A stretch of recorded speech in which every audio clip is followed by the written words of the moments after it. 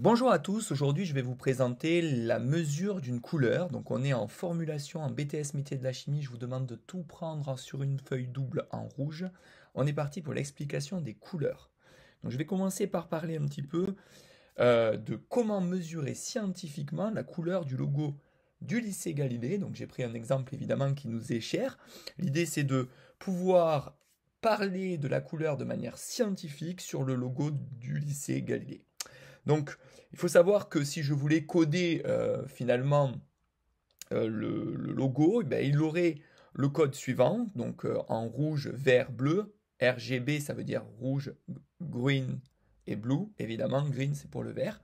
Et donc, on voit que finalement, hein, c'est une composante de vert et de bleu, ce qui fait du cyan, la couleur du, euh, du logo Galilée, c'est plutôt du cyan. Bon, on pourrait évidemment s'arrêter là pour décrire cela d'un niveau scientifique de quatrième ou de troisième. Maintenant, nous allons devoir augmenter le niveau et justement, on va passer maintenant à la partie scientifique qui va nous intéresser. Donc, pour continuer ce travail, je vous propose donc de comprendre que le logo du lycée Galilée, nous devons être capables d'exprimer donc la longueur d'onde qui correspond à son maximum dans le spectre de réflectance en fonction de la longueur d'onde. Donc l'idée c'est de trouver son maximum en longueur d'onde. C'est ce qu'on appelle la nuance ou la teinte. Encore la luminosité. La luminosité, il va falloir qu'on connaisse parfaitement la luminosité de ce logo ainsi que sa saturation. Donc c'est tout cela que nous allons essayer de mettre en œuvre durant cette capsule vidéo. Donc je vous propose déjà de commencer par, on ne peut pas définir une couleur sans parler donc, comme je l'ai dit, de l'objet, c'est-à-dire sa réflectance, de l'illuminant ou de l'observateur.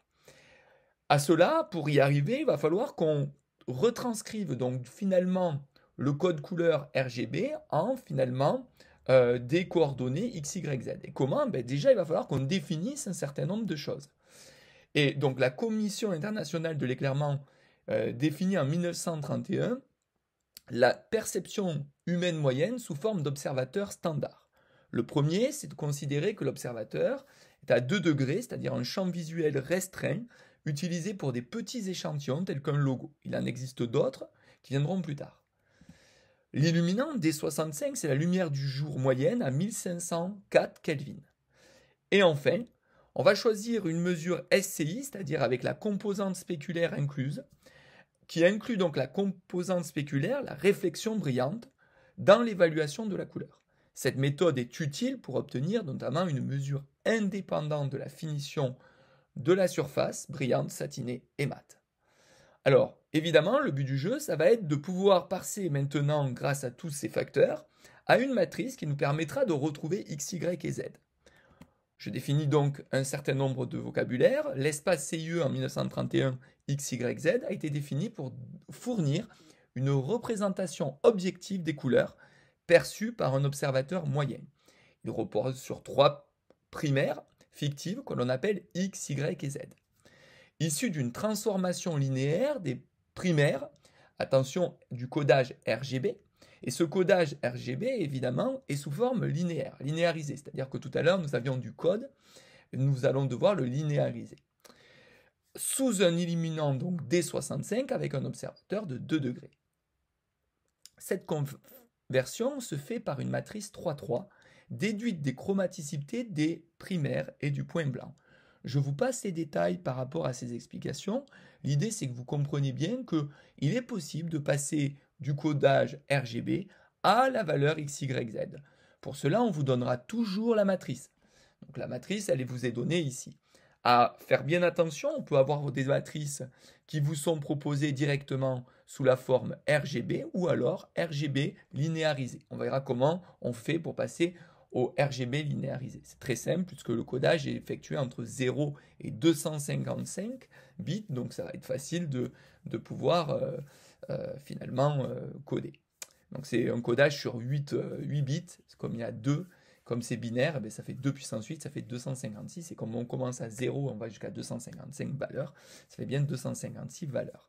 Donc l'idée c'est de comprendre déjà que la composante X rouge-orangé, Y luminance perçue et Z bleu-violet sont appelés paramètres tristimulaires. c'est-à-dire les quantités relatives des trois primaires fictives nécessaires pour égaler visuellement une couleur donnée. La luminance est contenue uniquement dans Y. Donc en fait, on fait tout ça pour avoir Y, puisque Y, c'est celui-là qui va nous donner la luminosité. Donc on va commencer par expliquer que nous, on est en codage RGB, c'est-à-dire qu'on est pour le rouge à 0, 124 pour le vert, 143, et cela peut prendre les valeurs comprises entre 0 et 255. Pour linéariser, c'est facile, on va faire 0 sur 255, 124 sur 255 et 143 sur 255, ce qui va nous donner finalement un pourcentage. Donc si je veux trouver la valeur de x, je vais utiliser finalement la matrice qui vous est donnée. Donc x, c'est la multiplication linéaire pour avoir directement les valeurs. Donc 0, c'est le rouge, vert, c'est 124, donc je vous ai détaillé les calculs. Évidemment, y, c'est la ligne 2 qui correspond à la valeur de y, et la ligne z, c'est la valeur 3 qui correspond à la ligne 3. Donc on voit que finalement, dans ces valeurs x, y, z, la seule valeur qui est vraiment très importante, c'est la luminosité qui est de 38,8%. Et ça, c'est très intéressant. Alors évidemment, nous, on va devoir arriver aux autres termes qu'on appelle la saturation. Et comment on va faire pour retrouver la saturation? Et c'est pour cela, on va utiliser les coordonnées de chromaticité. On appelle ça des coordonnées finalement réduites, x, y, z. Cette fois, c'est des petits x, petits y, petits z, qui sont des grandeurs adimensionnelles, définies par, tout simplement, le rapport de x sur la somme des x plus y plus z en majuscule, et ainsi de suite. La valeur z, petit z, on ne s'en sert pas, on va passer du coup en coordonnées x, y, pour s'affranchir de la luminosité. J'explique un petit peu, elle représente donc les proportions relatives des composantes tristimulaires, dont le mélange total est satisferont donc x plus y plus z égale 1, permettant une représentation plane des teintes sur le diagramme de chromatocité CIE. Donc je réexplique cela. Nous venons de trouver la luminosité grâce à la valeur de y, c'est-à-dire 38,8%. Le grand intérêt du système CIE, c'est évidemment les coordonnées x, y, z, et de pouvoir repérer les couleurs dans un espace à 2 dimensions. Ainsi, en les dissociant de la luminosité. On utilise alors un nouveau système de coordonnées x, y, z, dont les deux premières sont utilisées en pratique. La valeur de x peut alors se calculer sous la forme suivante, la valeur de y sous la forme suivante. Et on va utiliser un diagramme de chromaticité pour pouvoir utiliser ces composantes x et y. Pour cela, voilà le diagramme de chromaticité, donc celui-ci on vous le fournira tout le temps, et on va un petit peu évoquer qu'est-ce qui est important à retenir dans ce diagramme. Donc la première, c'est la courbe, on voit que ça ressemble à finalement une courbe de cheval, que l'on appelle spectrum locus.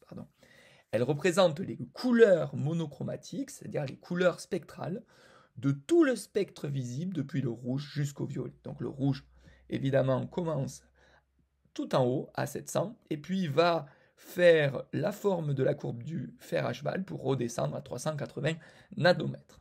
Ensuite, nous aurons le point 1 tiers pour x et y. Donc x, évidemment, il est en abscisse, y en ordonnée. Et si on va à 1 tiers, on va avoir ce qu'on appelle le blanc pour 6000 Kelvin. Et enfin, on aura la droite des pourpres. Donc cette droite, c'est un segment. Ces couleurs sont pures, car saturées à 100%, mais ne sont pas monochromatiques. On parle de couleurs non spectrales. Donc ça, c'est très important que vous ayez des repères visuels. Alors, comment on va utiliser le diagramme de chromaticité? Je vous explique un petit peu. Bon, la première chose que nous allons faire, c'est de retrouver l'illuminant. On sait que nous sommes à 5800 Kelvin. Donc, 5800 Kelvin, c'est à peu près ici. On vient de noter la lettre grande A. Ensuite, on va donner les coordonnées réduites de l'objet qu'on a trouvé précédemment. X et Y, on avait trouvé 0,226 et pour Y, 0,319. Donc vous les placez, vous positionnez la lettre grand B.